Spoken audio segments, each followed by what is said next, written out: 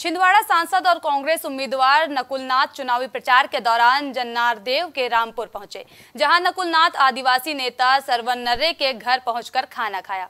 बता दें, आदिवासी छिंदवाड़ा में बड़ा वोट बैंक है और इस पर दोनों पार्टी की नजर है।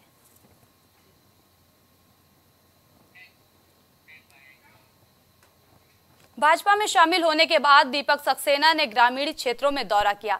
साथ ही उन्होंने सभा के बाद पत्रकारों से चर्चा करते हुए कहा कि कमलनाथ सक्षम है, नकुलनाथ नहीं। कमलनाथ का साथ हमने लड़ झगड़ कर दिया है।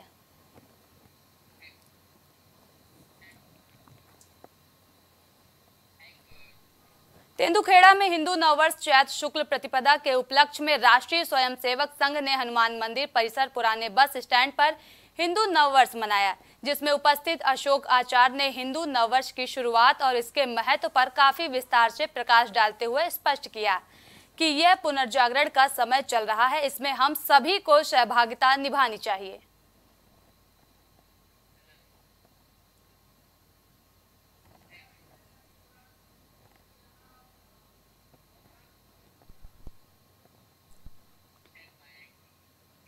मध्य प्रदेश यूथ कांग्रेस के पूर्व अध्यक्ष और झाबुआ विधानसभा क्षेत्र के कांग्रेस विधायक डॉक्टर विक्रांत भूरिया की मुश्किलें बढ़ने लगी।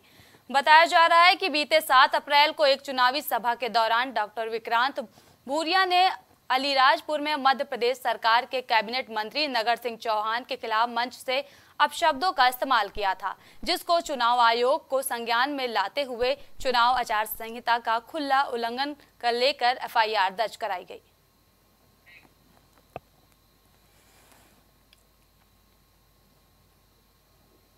लोकसभा संसदीय क्षेत्र नर्मदापुरम में चुनाव प्रचार धीरे धीरे गति पकड़ रहा है, जहां कांग्रेस और भाजपा के साथ अन्य दल के साथ निर्दलीय प्रत्याशी सहित 12 प्रत्याशी चुनाव मैदान में हैं।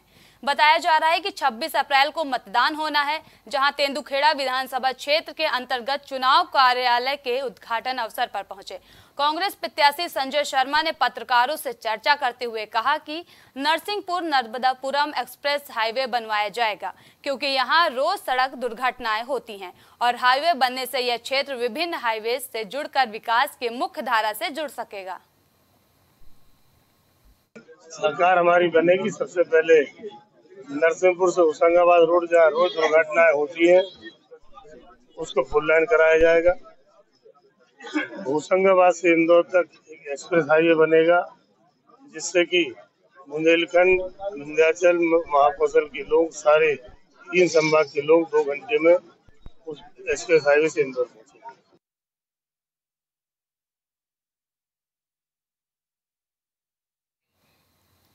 ग्वालियर में मालवा एक्सप्रेस ट्रेन से डबरा दतिया के बीच किडनैप हुए 2 महीने के बच्चे को पुलिस ने 2 दिन इंदौर से बरामद कर लिया। बताया जा रहा है कि माता वैष्णो देवी के दर्शन कर जम्मू से झांसी जा रहे दंपति को 2 महीने का मासूम बच्चा मालवा एक्सप्रेस से देर रात किडनैप हो गया था और दंपति ने पुलिस में रिपोर्ट दर्ज कराई थी, जिसके 2 दिन बाद एक दंपति ने इंदौर GRP को बच्चे को सौंप दिया।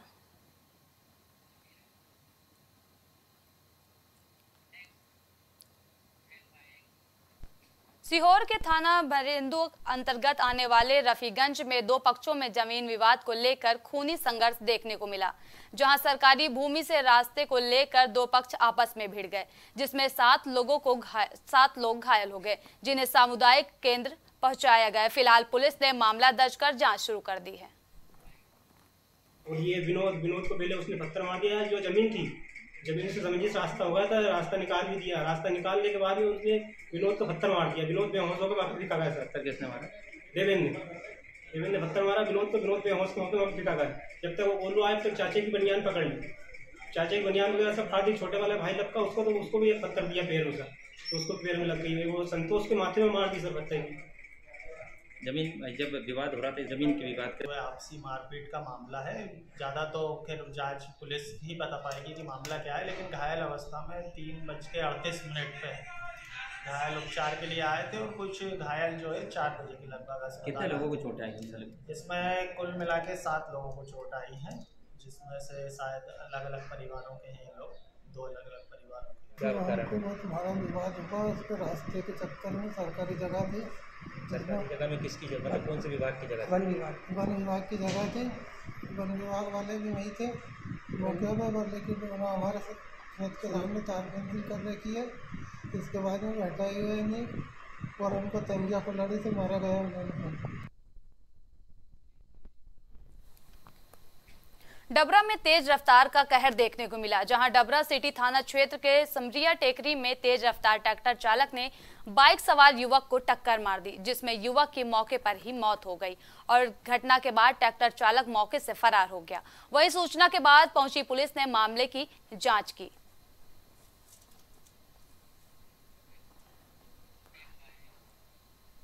बुरहानपुर के इंदौर इच्छापुर हाईवे पर देर रात गणपति नाका थाने के पास तरबूज से भरे चलते ट्रक में आग लग गई, जिसके बाद ड्राइवर और क्लीनर ने ट्रक से कूदकर अपनी जान बचाई। वहीं सूचना पर पहुंची पुलिस और फायर ब्रिगेड ने कड़ी मशक्कत के बाद आग पर काबू पाया, लेकिन तब तक ट्रक पूरी तरह से जलकर खाक हो चुका था।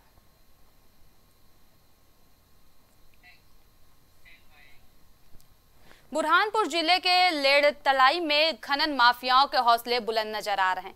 बताया जा रहा है कि ग्रामीणों ने अवैध खनन करते हुए 3 ट्रॉली को पकड़कर पुलिस के हवाले कर दिया। साथ ही ग्रामीणों ने अवैध खनन रोकने के लिए कलेक्टर से गुहार लगाई है। सर, आज मामला यह था कि आदिवासी समुदाय के रूढ़ी प्रथा के क्षेत्रों में ग्राम सभा के बिना अनुमति के अवैध खनन चल रहा था, जिस पर ग्राम सभा के सभी सामाजिक सदस्यों ने वहां जाकर गाड़ी रुकवाई और रुकवाने के बाद जो विवाद हुआ उससे हम 34 सारे टिकट लेकर आए, जिससे आज हमने हमारे जो कानून है आर्टिकल 33 है हमारे फंडामेंटल राइट्स बताए, लेकिन भारत संघ के पदाधिकारी को समझ में नहीं आया, जैसे कि समर्थित नहीं है वो। इस संबंध में और भी बातें हुई, अब इसके संबंध में कलेक्टर महोदय से बात करना है। मध्य प्रदेश के इंदौर शहर के विजयनगर पुलिस थाना क्षेत्र में रहने वाली महिला ने फांसी लगाकर आत्महत्या कर ली और महिला ने 2 पेज का सुसाइड नोट भी लिखा है, जिसमें महिला ने अपने बेटे की परवरिश और उसकी पढ़ाई से संतुष्ट नहीं होने के चलते आत्महत्या करने की बात लिखी है। फिलहाल पुलिस मामले की जांच पड़ताल में जुटी है। नवविवाहिता मर्ग का मामला सामने आया है।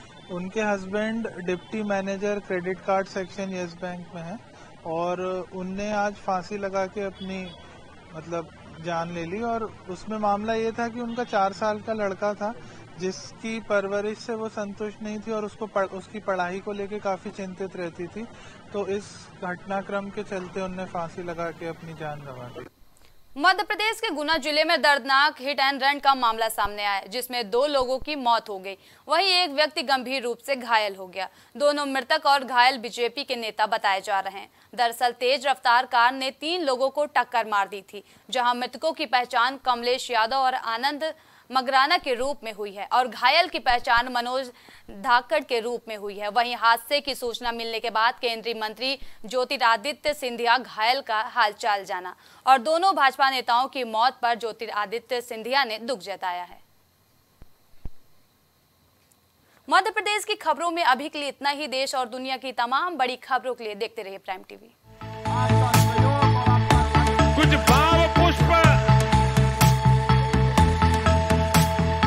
आप देख रहे हैं प्राइम टीवी, सच साहस सरोकार।